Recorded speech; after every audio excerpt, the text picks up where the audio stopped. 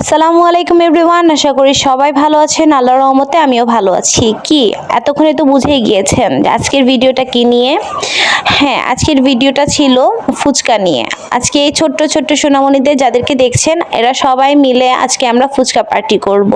অনেকদিন যাবতীয় ওরা বলছিল কিছু একটা খাবো, কিছু একটা খাবো, বা পার্টি বা পিকনিক বা জোলাপাতি কিছু একটা খেলবো। যেহেতু ওরা ছোট মানুষ, ওদের মনের মর্জি অনুযায়ী তো ওরা বলবে, তাই না? যে কারণে আজকে কোনো বড় মানুষকে সাথে রাখিনি, সব ছোট ছোট বাচ্চাদেরকে নিয়ে আমি এবং আমার মেয়ে আরো ছোট ছোট 8-10 জন বাচ্চাদের, এই যে দেখেন সবাই একসাথে ছিল, ওদের সবাইকে নিয়ে আজকে আমরা ফুচকা পার্টির জন্য আয়োজন করি। এই তো দেখেন ওরা এসে কি সুন্দর ডান্সের দিয়ে আমাদেরকে আনন্দ দিচ্ছিল। ওরা কিন্তু অনেক ভালো ডান্স করতে পারে। এখানে এই দুইজনের মধ্যে বাম পাশে জন ছিল তাসনিম সারা এবং ডান পাশের জন ছিল রাইসা। ওরা দুইজনই অনেক কিউট এবং মাশাআল্লাহ অনেক ভালো ডান্স করতে পারে। ওদেরকে বলছিলাম যে আসো তোমরা একটু ডান্স করো, আমাদের ভালো লাগবে, যে কারণে ওরা আমাদেরকে হ্যাপি করার জন্য ডান্স করছিল। আর এইদিকে আমি সবকিছু রেডি করে ফেলেছিলাম ওরা আসার আগেই। ফুচকার জন্য যা যা প্রয়োজন, কাঁচামরিচ, ধনেপাতা, বোমাই মরিচ, পেঁয়াজ, সবকিছু আমি রেডি করে রেখেছিলাম এবং বুটটা গতকাল ভিজিয়ে রেখেছিলাম এবং তারপরের দিন সেগুলো সিদ্ধ করে নিয়েছিলাম। আর সবকিছু বাসায় তৈরি করেছিলাম।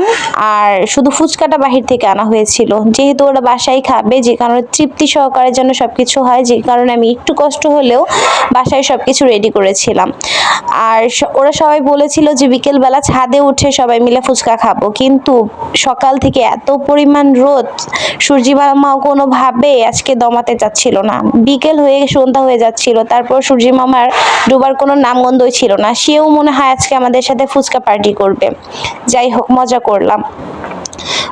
সূর্যি মামা না ডুবলে কি করার, আমাদের তো খেতেই হবে। সবাই মিলে ছাদে গিয়ে পাটি বিছিয়ে সবকিছু রেডি করে নিলাম। এক এক করে হাতে হাতে ধরে ধরে সবকিছু ছাদে নিয়ে গিয়েছি এবং ছাদে পানির ব্যবস্থাও ছিল, যে কারণে আমি এবং লিজা ভাবি দুইজন মিলে বসে বসে সবকিছু গুছিয়ে নিচ্ছিলাম। ফুচকাগুলো এক এক করে ভেঙে ভেঙে ভিতরে পুরগুলো ভরে সাজিয়ে নিয়েছিলাম এবং এক এক করে উপরে ডিম গার্নিশ করে দিয়েছিলাম দেখার সৌন্দর্যের জন্য, এবং টেস্টও ভালো আসে। আর টকটা তো আমি আগে রেডি করে রেখেছিলাম, যেহেতু ওরা ছোট মানুষ, ওরা এসে তেমন একটা সময় বসতে চাইবে না, যে কারণে সকাল থেকে আমি অল্প অল্প করে সবকিছু গুছিয়ে নিচ্ছিলাম।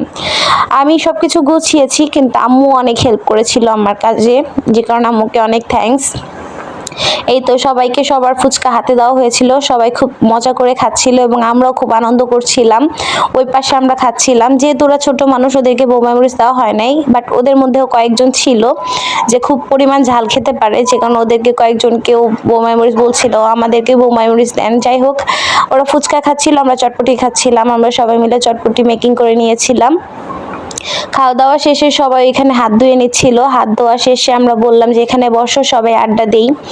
পরে ওরা বলছিল আচ্ছা ঠিক আছে। কয়েকজন এখানে বসে বসে গান ডান্স করছিল, কয়েকজন টিকটক করছিল। তাসনিম সারাও এখানে অনেক ডান্স করছিল। দেখেন আজকে সূর্যটা কি পরিমাণ প্রখর আলো দিচ্ছে, তাপ দিচ্ছে। এখনো পর্যন্ত খাওয়া দাওয়া শেষ, প্রায় সন্ধ্যার আজান দিতে প্রায় 15-20 মিনিট বাকি, তারপরও সূর্যি মামা ডোবার কোনো নাম নেই।